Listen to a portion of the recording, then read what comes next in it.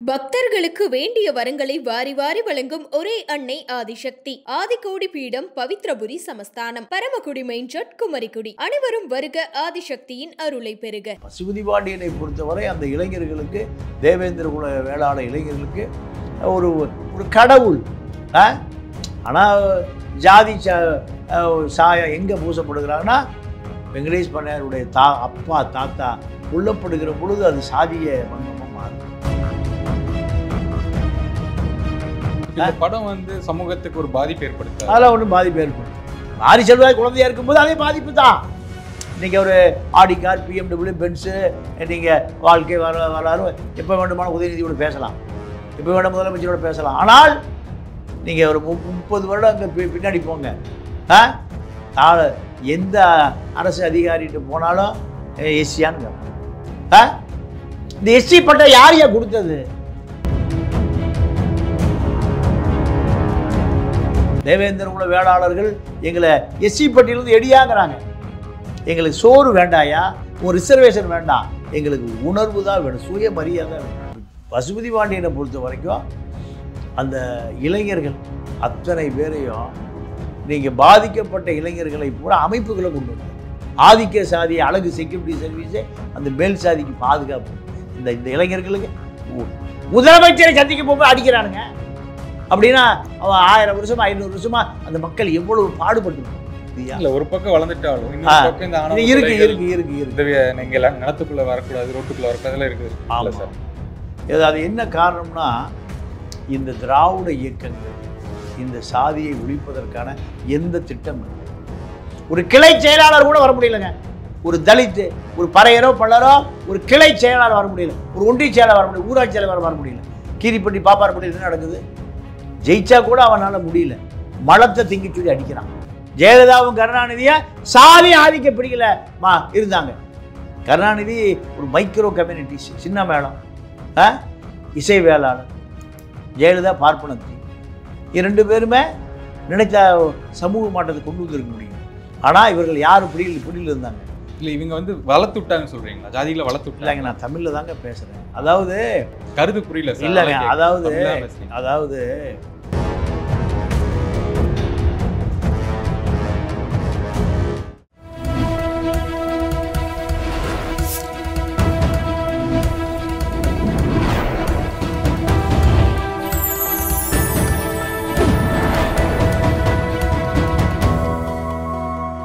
Channel 5 தமிழர்களுக்கு வணக்கம். இன்றைய நேர்காணலில் நம்முடைய இணைந்திருப்பவர் பத்திரிகையாளர் திரு தமிழா பாண்டியன் அவர்கள். சார் வணக்கம். சார் வணக்கம். பைசன் திரைப்படத்தில் காட்டின ஒரு கதாபாத்திரம், அதில் வந்து பாண்டியராஜா, நிஜத்தில் வந்து பசுபதி பாண்டியன் அவருடைய பெயர். 1990 தெற்க நடக்கிற கதையாக காமிச்சிருந்தாங்க. அந்த கதாபாத்திரம்க்கு அப்புறம் ஒரு மிகப்பெரிய சர்ச்சை, அதுக்கான விவாதம், டிபேட் எல்லாமே நடந்துகிட்டு இருக்கு. அந்த கதாபாத்திரம் யார், அவர் நல்லவரா கெட்டவரா, ஒரு சமூகத்தின் போராளி அப்படின்லாம் நிறைய சொல்லிட்டு இருக்காங்க. யார் சார் இந்த பசுபதி பாண்டியன்? அவருடைய சொல்லப்படாத பக்கங்கள் பற்றி நம்ம இதில் பேசுவோம். இல்லை, பசுபதி பாண்டியன் பாட்டாளி மக்கள் கட்சியினுடைய மாநில செயலாளர், இளைஞரணி செயலாளர். இதை ராமதாஸே விரும்பி அவருக்கு அந்த பதவியை கொடுத்தார். அதற்கு என்ன காரணம்னா, இந்த பதவிக்கு முன்பு இதே பதவி ஜான் பாண்டியன் இருந்தார். ராமதாஸுடைய அரசியல் ஆசை முதலமைச்சர் நாற்காலியை திராவிட இயக்கங்களிலிருந்து எப்படியாவது தட்டி பறித்து விட வேண்டும் என்பதுதான். இதற்காக அவர் வைத்த ஒரு கொள்கை தான் எஸ்சி பிசி மைனாரிட்டி. எஸ்சி வடக்கே ஆதிகுடி பறையர்கள், தெற்கே தேவேந்திர குல வேளாளர்கள் என்ற பள்ளர்கள், இது எஸ்சி. பிசி நாடார்கள், வன்னியர்கள், முக்குளத்தூர்கள், கவுண்டர்கள், இப்படி இவர்களுக்காக இவர் அத்தனை பேருக்கும் ஒரு பொதுச் செயலாளர் பதவி கொடுத்தார். எஸ்சி பிசி மைனாரிட்டி, முஸ்லீம் கிறித்துவ சமூகம், இவர்களை ஒன்றிணைத்தாலே தமிழ்நாட்டில் ஒரு 30-35% வாக்கு வந்துடும். இந்த திராவிட இயக்கங்களை ஒழிச்சிடலாம். இப்படித்தான் காங்கிரஸை ஒழித்தார் யூபியில், உத்தரப்பிரதேசத்தில் Mulayam Singh Yadav, SC BC minority. இதே ஃபார்முலாவை ராமதாஸ் இங்கே அமுல்படுத்துகிற பொழுது தமிழ்நாட்டினுடைய தெற்கே தேவேந்திரகுல வேளாளர்கள் இல்லாமல் அது சாத்தியமில்லை. அப்போ தான் அவர் ஜான் பாண்டியனை வைத்திருந்தால் ஜான் பாண்டியன் விலகிட்டார். அதே இடத்துக்கு பசுபதி பாண்டியனை வைத்து அழகு பார்த்தான். இப்படி அழகு பார்த்த அந்த காலகட்டத்தில் தான் நம்ம பண்ணையார் வெங்கடேஷ் பண்ணையார் மறைந்தவர், இப்போ இருக்கிறவர் சுபாஷ் பண்ணையார். வெங்கடேஷ் பண்ணையாருடைய பரம்பரை சொத்துக்கள் தாமிரபரணி ஆற்று பாசனம், பல ஆயிரம் ஏக்கர் நிலங்கள், பரம்பரையாக ஒரு பண்ணையார் தான். ஆனால் இந்த கூலி தகராறு, அங்கே வேலை பார்க்கிறவர்கள் அத்தனை பேரும் தேவேந்திர குல வேளாளர்கள். ஒரு காலத்தில் நில உடைமையாளர்களாக இருந்தவர்கள். நீங்கள் தஞ்சாவூர் நிலம் முழுக்க தேவேந்திர குல வேளாளர்கள் தான். தாளை மு கருணாநிதிலாம் 5000 ஏக்கர் சொந்தக்காரர். அது அப்புறம் இப்படியே மாறி இப்போ பல பேர் கையில் போயிடுச்சு. அப்போ இந்த சண்டை, கூலி சண்டை கொலையில் முடிகிறது. அப்படி கொலையில் முடிந்த நேரத்தில் நாடார் தேவேந்திர குல வேளாளர் 2 குடும்ப சண்டை, 2 கூலி சண்டை, 2 சமூக சண்டையாக மாறுது. அப்போ பாட்டாளி மக்கள் கட்சியில் இருந்த பசுபதி பாண்டியன் சுபாஷ் வெங்கடேஷ் பண்ணையார் சுபாஷ் பண்ணையாருடைய ஆட்களால் ஒரு கொலை முயற்சி நடக்குது. இதில் அவர் இறந்து போயிட்டார்னு விட்டுட்டு போயிட்டார். ஆனால் அவரை காப்பாற்றிய ராமதாஸ் இங்கே இவர் எங்கே உண்டி பாதுகாக்கிறார்? கோயம்புத்தூர் உண்டி பாதுகாக்கிறார். இந்த சம்பவம் நடந்தது தூத்துக்குடியில் 91, 92 காலகட்டத்தில் இது நடந்தது. ராமதாஸ் கிருஷ்ணசாமியுடைய சங்கீதா மருத்துவமனையில் ஒரு வருடம் வைத்து பாதுகாக்கிறார். நீங்கள் அப்போது நான் கோவை மாவட்ட செயலாளர், இப்போ இருக்கிற கோவை, திருப்பூர், ஈரோடு பாதி, நீலகிரி பாதி, மேட்டுப்பாளையமெல்லாம் கோவை மாவட்டம் தான். அப்போது 10 நாளைக்கு ஒருக்கா ராமதாஸ் வந்துடுவார். வந்து கண்ணும் கருத்துமாக பார்த்து கொண்டார். 8-9 மாதம் கழித்து அவர் நடக்க ஆரம்பித்தார். நடக்க ஆரம்பித்த பிறகு கிருஷ்ணசாமியை கூட்டிகிட்டு போய் தன்னுடைய சமூக மக்கள்கிட்ட பூரா அறிமுகப்படுத்துகிறார். என்னை உயிரை காப்பாற்றியவர் கிருஷ்ணசாமின்னு அறிமுகப்படுத்துகிறார். பசுபதி பாண்டியன். அதற்கு பிறகு தான் நக்சல்பாரி இயக்கத்தில் இருந்த கிருஷ்ணசாமி தேவேந்திர குல வேளாளர் அடையாளமாக மாறுகிறார். அதன் பிறகு அவர் குண்ட சட்டத்தில் அடைக்கப்பட்டார். பசுபதி பாண்டியன் குண்ட சட்டத்தில் அடைக்கப்பட்ட பிறகு அந்த மக்களை பசுபதி பாண்டியன் பெயரை சொல்லி நீங்கள் அந்த மக்களை பூரா ஒருங்கிணைக்கிறார். நீங்கள் 1000 வருட காலமாக சாதியாக பிரிக்கப்பட்ட பிறகு பல்லர்களும் பறையர்களும் அடிமைகளாக 1000 ஆண்டு காலம் அழுத்தப்பட்டு அடிமைகளாக்கப்பட்டு விட்டார்கள். இந்த அடிமை விலங்கை உடைத்தவர்கள் யாருன்னு கேட்டிங்கன்னா, நீங்கள் அம்பேத்கர் வடக்க, தெற்க திருமாவளவன், ஜான் பாண்டி, பசுபதி பாண்டியன் தான். இந்த இளைஞர்களை நீங்கள் ஆதிக்க சக்திக்கு அடங்கி போகவே வேண்டாம். அத்து மீறு, திருப்பி அடி, திமிரி எழு, இந்த வசனங்கள் எல்லாம் காலத்தால் மறக்க முடியாது. அடிமைகளாக கிடந்தவர்கள் உடைய உணர்ச்சிகளை தூண்டிவிட்டது நீங்கள் பசுபதி பாண்டியன், ஜான் பாண்டியன் தெற்க, வடக்க திருமாவளவன் தான். இந்த புரட்சி தான், இந்த போராட்டம், தலித் இளைஞர்கள்ட்ட போராட்டம் தான் இன்றைக்கி மாரி செல்வராஜ், பாரஞ்சித் போன்றவர்கள்லாம் உருவாவதற்கான அடித்தளமிட்ட வரலாறு அதுதான். நீங்கள் இப்போ தென்மண்டலங்களில் தேவேந்திர குல வேளாளர்கள் மத்தியில் ஒரு அமைப்பாக தேவேந்திர குல வேளாளர் கூட்டமைப்பு இன்றைக்கி பல அமைப்புகள் இருக்குது. பல ஐஏஎஸ், ஐபிஎஸ், பல குரூப் 1 அதிகாரிகள், பல பெரிய பெரிய பதவிகள்லாம் வந்துட்டாங்க. ஆனால் இது 80களில் போடப்பட்ட விதை தான். ஒரு 45 வருஷத்துக்கு முன்பு போடப்பட்ட விதை தான். இதுக்கு பல உயிர்களை 2 தரப்பு இழந்திருக்கு. இந்த உயிரிழப்புக்கு முடிவு கொண்டு வருவதற்கான முயற்சிகளை திராவிட இயக்கம் செய்யலை. ஏன் திராவிட இயக்கம் செய்யலைன்னா, இவர்கள் வளர்வது திராவிட இயக்கத்திற்கு வாக்கு கிடைக்காது. நீங்கள் கொடியங்குளம் தேவேந்திர குல வேளாளர்கள் இளைஞர்கள் வசதி வாய்ப்பாக இல்லை, வெளிநாடு போய் சம்பாதிச்சு அந்த காலத்துலேயே எப்போ ஒரு 80கள் 90கள்லேயே வீட்டில் TV, fridge, washing machine, bike, car, வண்டி, வாகனம் வசதியாக இருக்காங்க. அங்கே ஒரு திருட்டு கேஸுக்கு ஒரு இளைஞனை தேடிட்டு போகுது காவல்துறை. காவல்துறைகள் எப்போவுமே சாதிய வன்மம் இருக்கும். அங்கே போனபோது எங்கள் ஊரில் திருடி கொண்டு வருகிற ஆள் யாரும் இல்லை, எல்லோரும் வசதி வாய்ப்பாக இருக்கான். அந்த இளைஞர்கள் கூட்டம் காவல்துறையை அந்த ஊருக்குள்ளே விட மாட்டாங்க. கொடியங்குளம் அந்த ஊருக்கு பேர். பெரும் படையோடு வந்து அங்கே திருட்டு வழக்கு காவல்துறைக்குமான சண்டை இல்லை, சாதிய வன்மம்.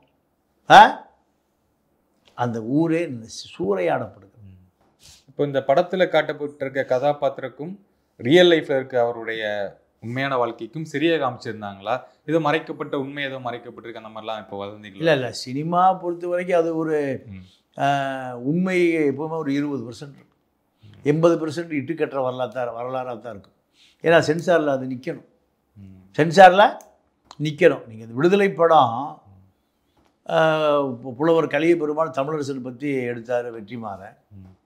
அதில் பல கதைகள் அரசுக்கு ஆதரவாகத்தான் போட்டால் தான் அந்த படம் ரிலீஸ் ஆகும், அவர் போட்ட கோடிகள் எடுக்க முடியும். நீங்கள் மீன் சுருட்டி ரயில் விபத்து என்பது ரயிலை வருவதற்கு முன்பே அங்கே போஸ்ட் ஒட்டியிருந்தது. தண்டவாளம் கலட்டப்பட்டு விட்டது, ரயில் கவுந்து போயிடும் போஸ்ட் ஒட்டியிருக்கு. தெரிஞ்ச பிறகு ரயிலை விடுற அரசாங்கம் எப்படி அரச பயங்கரவாதமாக தான் இருக்கும். மக்களை அரசே கொள்ளுது, காப்பாற்ற வேண்டிய அரசே கொள்ளுது. அந்த சீனே இல்லையே. எதில்? விடுதலையில் சீனே இல்லையே.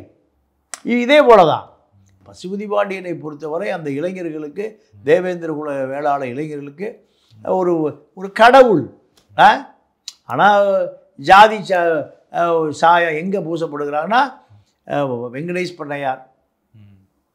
பண்ணையாருடைய அப்பா தாத்தா கொல்லப்படுகிற பொழுது அது சாதிய வன்மமாக மாறுது. 2 தேவேந்திர குல வேளாள நாடார்களுக்குமான மோதலாக இன்று வரை அது நீர் ஊத்த நெருப்பாகவே இருக்குது. இப்போ இந்த படம் வந்து சமூகத்துக்கு ஒரு பாதிப்பு ஏற்படுத்த, அதெல்லாம் ஒன்றும் பாதிப்பு ஏற்படுத்தாது. நீங்கள் ஜாதி இன்னும் வன்மை இருக்குது, இருந்தாலும் மாரி செல்வராஜனுடைய படம் அந்த சமூகம், ஒடுக்கப்பட்ட சமூகம் எப்படி வலியை, மன வலியை, உடல் வலியை, சித்தாந்த வலியை எப்படி அவர்கள் அடக்கப்பட்டார்கள் என்பதான அந்த மாரி செல்வராஜ். மாரி செல்வராஜ் குழந்தையாக இருக்கும்போது அதே பாதிப்பு தான். இன்றைக்கி அவர் ஆடி கார், BMW, பென்ஸு, நீங்கள் வாழ்க்கை வரலாறு எப்போ வேண்டுமானால் உதயநிதியோடு பேசலாம், எப்போ வேண்டாம் முதலமைச்சரோடு பேசலாம். ஆனால் நீங்கள் ஒரு 30 வருடம் அங்கே பின்னாடி போங்க, எந்த அரசு அதிகாரிகிட்ட போனாலும் எஸ்சியான்னு கேட்பான். இந்த எஸ்சி பட்டம் யார் கொடுத்தது? எஸ்சி என்கின்ற பட்டத்தை யார் கொடுத்தா? பார்ப்பனியம் தான் கொடுத்தது. அந்த பார்ப்பனியம் தான் இப்போ எடுக்கணும். தேவேந்திர குல வேளாளர்கள் எங்களை எஸ்சி பட்டியலிருந்து எடியாங்கிறாங்க. எங்களுக்கு சோறு வேண்டாயா, ஒரு ரிசர்வேஷன் வேண்டாம், எங்களுக்கு உணர்வு தான் வேணும், சுய மரியாதை தான் வேணும். நான் எஸ்சியே, நீங்கள் அம்பேத்கர் தான் சொல்கிறார், நான் இந்துவாக பிறந்து விட்டேன், கேவலமான இந்துவாக பிறந்துட்டேன், என்னை மகார் எப்படி என்னை பறையன்னு சொல்கிறான். நான் படிச்சிருக்கேன், பட்டம் வாங்கியிருக்கேன், உலகம் பூரா போயிருக்கேன், இருந்தாலும் என்னை எப்படி பார்க்குறான்? ஒடுக்கப்பட்ட சாதியாக தான் பார்க்குறான். நீங்கள் அவங்க அப்பா ஹவில்தாராக இருக்கார் பரோடா மன்னங்கிட்ட, அம்பேத்கர் அவங்க அண்ணன் தம்பி 2 பேரும் மாட்டு வண்டியில் ஏறி போகிறாங்க காசு கொடுத்து. மாட்டு வண்டிக்காரன் கேட்குறான், என்னையா எந்த ஊர் யார்? ஜாதியை சொன்னோடனே மாட்டை ஊற்றுட்டு குடத்துக்கி விட்டான், எல்லாம் உருண்டு கீழே விழுகிறான். அப்போ அந்த சாதி அவ்வளவு கொடூரமாக கடுமையாக, சின்ன பையனில் படிக்கிற காலத்தில் அந்த தண்ணி குடத்தை தொடக்கூடாது, நாக்கு வறண்டு உள்ளே போனாலும் மேல் சாதி இளைஞன் கொண்டு வந்து தண்ணியை அவன் தான் தொட்டு அந்த டம்ளரை அவன் கை முட்டாமல் ஊற்றுவான், அதை குடிக்கணும். இப்படி பார்ப்பனியம் தான் இப்படி பண்ணிச்சு. அந்த பார்ப்பனியம் தான் இன்றைக்கி எஸ்சி பட்டியலிருந்து இந்த தேவேந்திர குல வேளாளர்களை எடுக்க வேண்டும் என்று அந்த சமூகம் தான் இன்றைக்கி எல்லாம் ஆர்எஸ்எஸ்ல போய் சேர்ந்துருக்கு, பிஜேபியில் சேர்ந்துருக்கு. அப்படியா எடுப்பானான்? எடுப்பதுக்கான சூழலே இல்லை. அப்போது பசுபதி பாண்டியனை பொறுத்த வரைக்கும் அந்த இளைஞர்கள் அத்தனை பேரையும் நீங்கள் பாதிக்கப்பட்ட இளைஞர்களை பூரா அமைப்புகளை கொண்டு வந்தார். சட்ட ரீதியாக போராடு, நீதிமன்றத்துக்கு போ, காவலுக்கு போ, அடித்தா திருப்பி அடி வாங்கிட்டு வராத, நமக்கு உரிமை இருக்குது. இப்படியான ஒரு உணர்வை வடக்க திருமாவளவன், தெற்க பசுபதி பாண்டியன் 80கள் 90களில் இவர்கள் தோன்றிய பிறகு தான் இன்றைக்கி செய்தி கொளுத்தப்படுது, காலனி கொளுத்தப்படுது. அப்போது இவர்கள் கேட்பதுக்கே நாதி இல்லை. இன்றைக்கி பல தலைவர்கள் உருவாயிட்டாங்க, பல வழக்கறிஞர்கள் உருவாயிட்டாங்க, பல அதிகாரிகள் இருக்காங்க, அவர்களெல்லாம் ஒரு பின்னணியில் இருக்காங்க. ஆனால் அன்னைக்கு இல்லை. குடியங்குளம் கொளுத்தப்பட்ட பிறகு குடியங்குளம் நிகழ்ச்சிக்காக நியாயம் கேட்டு சென்னையில் ஒரு 10,000 தேவேந்தர் குல வேளாளர் இளைஞர்கள் ஊர்வலம் போகிறோம். எங்கே? முதலமைச்சர்கிட்ட மனு கொடுக்குறது. கிருஷ்ணசாமி தான் அதை சேர்த்துறாரு.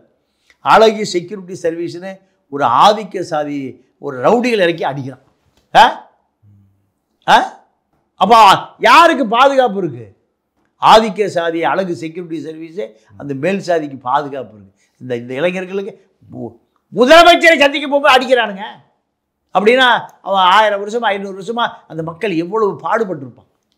இந்த வழியைத்தான் மாரி செல்வராஜும் பா ரஞ்சித்தும் திரைப்படமாக பதிவு செய்கிறார்கள். இது 100% சரிதான், 100% சரிதான். இருந்தாலும் நீங்கள் இதை பசுபதி பாண்டியன் பண்ணையாறு சண்டை என்பது ஏற்றுக்கொள்ள முடியாது. 2 சமூகங்களும் தமிழ் சாதி தான், 2 சமூகங்களும் தமிழர்கள் தான். அதான் இப்போ அந்த மாதிரி எடுத்து இப்போ மறுபடியும் அந்த உணர்வுகள் வந்து தூண்டி விடுற திரும்ப இவங்களுக்குள்ள பிரச்சனை ஆகும் அப்படிங்கிற கருத்துலாம் வருது இல்லை? இல்லை அது முட்டாள்கள் சொல்லுது. அதெல்லாம் நீங்கள் இந்த மனித இனம் அவ்வளோ முட்டாளெல்லாம் இல்லை, கடந்து போயிடுவாங்க, கடந்து போயிடுறாங்க. நீங்கள் இப்போ ஒரு அறிவுபூர்வமான சமூகமாக மாறி இருக்குல்ல. 1000 வருஷத்துக்கு முந்தி இருந்த நிலைமை இப்படி இருக்கா? இல்லை 500 வருடங்களுக்கு முன்பு இருந்த நிலைமைய 300 200, அதாவது புருஷன் சேர்த்தா பொண்டாட்டி கொளுத்து விட்டுட்டு தான் இருந்தான் பார்ப்பனியும் சொல்லி. இன்றைக்கி அதை செய்ய முடியுமா? திருப்பி கொளுத்து விட்டுருவோம். யார் சொல்கிறாலோ அவர்களை கொளுத்துவான். அந்த அளவுக்கு அந்த இளைஞன் அரசியல் ரீதியாக, கல்வி ரீதியாக, சமூக ரீதியாக இல்லை ஒரு பக்கம் வளர்ந்துட்டாலும் இன்னொரு பக்கம் இந்த ஆணவ இருக்கு நீங்கள் நிலத்துக்குள்ளே வரக்கூடாது, ரோட்டுக்குள்ளே வரக்கூடாது, இதெல்லாம் இருக்குது. ஆமாம் ஆமாம். அது என்ன காரணம்னா இந்த திராவிட இயக்கங்கள் இந்த சாதியை ஒழிப்பதற்கான எந்த திட்டம் இல்லை. ஒரு ஒன்றிய செயலாளர் கூட ஒடுக்கப்பட்ட சாதி இன்றைக்கே வர முடியல. 2 திராவிட இயக்கங்கள் அதை பிடிச்சிருக்காங்க, கெட்டியாக பிடிச்சிருக்காங்க. ஒரு கிளை செயலாளர் கூட வர முடியலைங்க. ஒரு தலித்து, ஒரு பறையரோ பல்லரோ ஒரு கிளை செயலாளர் வர முடியல, ஒரு ஒன்றிய செயலாளர் வர முடியல, ஊராட்சி செயலாளர் வர முடியல. கீரிப்பட்டி பாப்பாரப்பட்டியில் என்ன நடக்குது? ஜெயிச்சா கூட அவனால் முடியல. மலத்தை திங்க சொல்லி அடிக்கிறான், திண்ணியத்தில் வேங்க வெயிலில் மலத்தை கணக்கிறான். அப்போது இந்த சாதியை பாதுகாத்து கொண்டிருப்பது பார்ப்பனியத்தினுடைய அடியாட்களாக திராவிட இயக்கம் தான். பார்ப்பனியத்தினுடைய அடியாட்களாக திராவிட இயக்கம் தான் நீ பாதுகாத்துட்டு இருக்கு. புதுக்கோட்டை வடகாட்டில் ஒரு இல்லை இப்போ ஜெயலலிதா அம்மா வந்து சபாநாயகராக ஆக்கியிருக்காங்களே, பட்டணத்தை சேர்ந்தவரை சபாநாயகராக ஆக்குனாங்கல்ல, அவங்களும் இல்லை அதெல்லாம் ஒரு தனபால் கூட மேலே சாதியை ஏற்றுக்க மாட்டாங்கிறான். ஏன்? தனபால் வீட்டில் கல்யாணம் நடக்குது, வந்த முறை அருந்ததி வீட்டில் சாப்பிடணும்னு சாப்பிடாம போகிறான். எந்த பதவியில் இருந்தாலும் அவனுக்கு என்ன அடையாளம்? சாதி அடையாளம் தான். சங்கராச்சாரியார் பார்க்கறதுக்கு முருகன் போகிறாரு, மத்திய அமைச்சர். இல்லை சார், இப்போ நீங்கள் திராவிட கட்சிகள் இவங்களெல்லாம் அடக்குது, எந்த விஷயம் பண்ணலை அப்படிங்கும்போது அதிமுகவும் அதை வந்து தூக்கி பிடிச்சிருக்காங்கல்ல, தனபால் அவர்கள் வந்து சபாநாயகர் ஆக்கியிருக்காங்க, அவங்க இதுலேருந்து வெளியே வராங்களா சார்? அதை கேட்குறேன். இல்லை அது வாக்கு வாங்குறதுக்கு அந்த மக்களை ஏமாற்றுவதுக்கு தான் பயன்படுது. அருந்ததிய மக்கள் வாக்கு வேணும், ஒரு சபாநாயகரை காமிச்சா அந்த மக்கள்லாம் ஓட்டு போட்டுருவான். ஜெயலலிதா காலத்தில் தானே மேட்டுப்பாளையத்தில் சிவரை விழுந்து ஒரு 20-30 அருந்ததி இறந்து போனாங்க. ஜெயலலிதா காலத்தில் தானே தீண்டாமை சுவர் இருந்தது உத்தமபுரத்தில். அது அசலகருக்கு தானே உடைச்சார். எங்கே பாட்டியாவில் வந்து ஜெயலலிதா எங்கே போனாங்க? அந்த அம்மா கருணாநிதி எங்கே போனார்? ஜெயலலிதாவும் கருணாநிதியை சாதி ஆதிக்க பிடிக்கல இருந்தாங்க. கருணாநிதி ஒரு மைக்ரோ கம்யூனிட்டி, சின்ன மேளம், இசை வேளாளர். ஜெயலலிதா பார்ப்பனத்தி. 2 பேருமே நினைச்ச சமூக மாற்றத்தை கொண்டு வந்திருக்க முடியும். ஆனால் இவர்கள் யார் பிடியில் இருந்தாங்க? இல்லை இவங்க வந்து வளர்த்து விட்டாங்கன்னு சொல்கிறீங்களா? ஜாதிகளை வளர்த்து விட்டாங்க? இல்லைங்க, நான் தமிழில் தாங்க பேசுகிறேன். அதாவது கருத்து புரியல சார். இல்லைங்க, அதாவது இந்த 2 பேருமே ஆதிக்க சாதியின் பிடியில் இருந்தார்கள், அவ்வளோதான். அப்போ எப்படி கீழ் சாதிக்கு செய்வாங்க? ஜெயலலிதா யார் சாதி ஆதிக்க சாதியின் பிடியில் யார் இருந்தா? ஜெயலலிதா இருந்தார். அப்போ எப்படி செய்ய முடியும்? அதே போல் கருணாநிதியும் மேல் சாதியினுடைய கட்டுப்பாட்டில் கருணாநிதி அதை தாண்டி செய்ய மாட்டார். இவர் செய்வதற்கான உண்மையான உணர்ச்சி இல்லை, உணர்வு இல்லை. அப்புறம் இப்படி நடிக்கத்தானே செய்வாங்க எல்லாம். உண்மையை நீங்கள் அனைத்து சாதியும் அர்ச்சகர் ஆகலாம்னு ஒரு சட்டம் எப்போ பெரியார் காலத்தில் போராடி இன்னைக்கு வரைக்கும் கொண்டு வர முடியலையே. கோயில் ஓதுவார் பண்டார கோயிலுக்குள்ளே போக முடியலையே. ஆறுமுக நாவலர் கோயிலுக்குள்ளே போக அடிக்கிறானே, பாப்பா எல்லாம் சேர்ந்து அடிக்கிறானே. கோயில் கட்டினவன் தமிழன், கோயில் கட்டினவன் கும்பிட போகிறவன் தமிழன், கோயில் நிலம் கொடுத்தவன் தமிழன், எல்லாம் தமிழன். இந்த பாப்பா எங்கேருந்து வந்தான்? எங்கேருந்து வந்தான்? அவன் பேசுகிற மொழி தமிழா சமஸ்கிருதம்? அப்போ இது ஒரு அடக்குமுறை தானே, இது ஒரு ஆதிக்கம் தானே. இதுதான் சாதியிலும் இருக்கு, சாதியிலையும் இது இருக்கு. இதை உடைக்கணும்னா இவர்கள் 2 பேர் யாருடைய பிடியில் இருக்கான்? கருணாநிதியும் ஜெயலலிதாவும் சாதி ஆதிக்க பிடியில் இருக்கான். வேங்கவையில் மலம் கலந்து இன்னைக்கு வரைக்கும் குற்றவாளி கண்டுபிடிக்க முடியலையே. ஏன் முடியல? முடியும், 2 நிமிஷத்தில் முடியும். ஏன் முடியலனா மேல் சாதி வாக்கு போயிடும். கீழ் சாதிக்கார 500 ரூபா கொடுத்து ஓட்டு போடுவான், குவார்டர் காக்கா பிரியாணி கொடுத்தா ஓட்டு போடுவான். மேல் சாதி அப்படிலாம் போடவே மாட்டான். சென்னையில் கூட்டம் நடத்துறதுக்கு அதிமுக ஆள் வேணும், திமுக ஆள் வேணும். லாரி எங்கே அனுப்புகிறான்? லாரி எங்கே அனுப்புகிறான்? மயிலாப்பூர் அனுப்புகிறானா? மாம்பழத்துக்கு போக முடியுமா? டி நகரில் போய் ஐயங்கார் ஏரியாவில் போய் லாரி நிறுத்தினா மாமிகளும் மாமனா ஏறி வருவாங்களா? வரமாட்டான். நேராக கூடி சிலம்பில் நிறுத்துங்க, 500 ரூபா கொடுங்க, அவ்வளோ பேர் ஏறிடுவோம். இவனுக்கு அரசியல் மயப்படுத்தப்பட்டிருக்கிறான். மேட்டுக்குடி பாப்பா பூரான். இங்கே இவன் 500 ரூபா குவார்டர் பிரியாணியில் இவனை வச்சுருக்கான். இந்த சென்னை மாநகரம் 1000 வருடங்களுக்கு முன்பு, 500 வருடங்களுக்கு முன்பு, 300 வருடங்களுக்கு முன்பு தலித் மக்களும் மீனவர்களுக்குமான ஒரு குடியிருப்பு தான் சென்னை. பசுபதி பாண்டியன் அவருடைய வரலாறு பேசிகிட்டு இருந்தோம். அப்போ நான் இந்த திரைப்படத்தில் பார்த்து என்னென்னா, குண்டு போட்டு அவர் மனைவி இறந்துடுறாங்க அப்படிங்கிறது ரியல் லைஃப் நடந்திருக்கு. படத்தில் காமிக்கல. இன்னொன்று அவருடைய இறப்பு காட்சியில் ஒரு பெண்ணாக காட்டி கொடுத்துருக்காங்க அப்படிங்கிற மாதிரி சொல்லப்படுது. சமீபத்தில் அவங்கள இறந்துருக்காங்க, வெட்டி கொண்டிருக்காங்க அப்படிங்கிறது அது உண்மையிலே நடந்திருக்காது. உண்மைதான். அதாவது பண்ணையாறு ஆட்கள் பசுபதி பாண்டியனை குறிவைத்து வருகிற பொழுது அவங்க மனைவி அதில் தற்செயலாக மாட்டி இறந்து போயிடுறாங்க. அதுக்கு பிறகுதான் அவர் தூத்துக்குடியிலேருந்து திண்டுக்கல் செட்டில் ஆகிறார். திண்டுக்கல் செட்டில் ஆன பிறகு அந்த பகை தொடர்ந்து பிறகு நீங்கள் எந்த பெண்ணை பாதுகாப்பதற்கு திண்டுக்கல் வந்தாரோ அந்த பெண்ணையே காட்டி கொடுக்குறாங்க. விழ போயிட்டாங்க. அப்போது எளிமையாக அதை ஏமாந்து போயிட்டார். இதுக்கு அவருக்கு என்ன காரணம் கேட்டிங்கன்னா, இப்போ பசுபதி பாண்டியனை பொறுத்தவரை ஒரு திட்டமிட்டு தவறை செய்யக்கூடிய ஒரு தவறான நபர் அல்ல. ஏதோ ஒரு வகையில் 10 லட்சம் வரும், 5 லட்சம் வரும், அப்படியே கூட்டி எடுத்துட்டு போக சொல்லுவார். சுற்றி இருக்கிற பூரா எடுத்துகிட்டு போவோம்.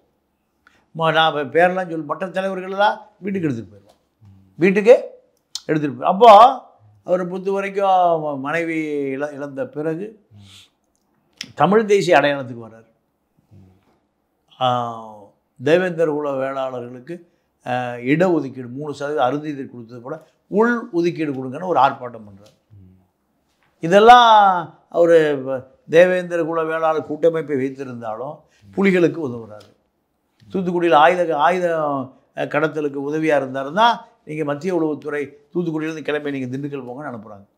இப்படியெல்லாம் நிறைய விஷயங்கள் இருந்திருக்கு. அதெல்லாம் படத்தில் காமிக்கல. படத்தில் சென்சாரில் மாட்டிக்கொள்ளாமல், விமர்சனம் வராமல், யாரும் நீதிமன்றத்துக்கு போகாமல் பல விஷயங்களை மறைத்து அது ஒரு வியாபாரம் தான். அது வியாபாரத்தில் ஒரு 10-20% உண்மைக்கான வியாபாரம்.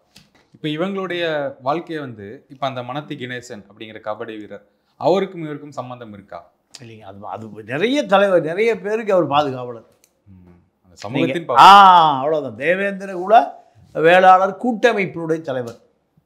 எங்கெங்கே அந்த சமூகம் இருக்கோ, கபடி வீரராக இருக்கலாம், குத்துச்சண்டை வீரராக இருக்கலாம், களரி வீரராக இருக்கலாம், இப்படி பல பேருடைய வாழ்க்கையில் பல கேரக்டர் அவருக்கு நட்பாக இருந்திருக்காங்க. நீங்கள் எங்கே கூட்டம் நடந்தாலும் அவர் போய் கூட்டத்தை கலந்துக்குவார். மக்கள் ஒரு 5000 பேர் வருவான். இப்படி தான். அப்போது பல பேர் அவருடைய வாழ்க்கையில் கடந்து போயிருக்கிறாங்க. ராமதாஸே அவரை காப்பாற்றிருக்காரு. இப்போ இதை விட வேறு என்ன வேணும்? ராமதாஸ் வண்டியது, அவர் என்ன தேவேந்திர குல வேளாளர்? அப்படி அல்ல. ஒரு கூட்டமைப்பு, ஒரு அரசியல், ஒரு பொது நோக்கம். இதில் அவருடைய வாழ்க்கையில் ஒரு பெரிய கரை. நீங்கள் பண்ணையாருடைய தாத்தாவை, தாத்தா அப்பா 2 பேரும் கொலை தான் இன்றைக்கு வரைக்கும் அவருடைய அரசியல் வரலாற்றில் அழிக்கப்பட முடியாத கரை. ஓகே சார், அதுக்காக தான் இந்த ஒரு பிரச்சனை தொடர்ந்துக்கிட்டே இருக்குது. அதுதான் காரணம். ஓகே, உங்கள் நேரத்துக்கு மிக்க நன்றி. நன்றி, வணக்கம்.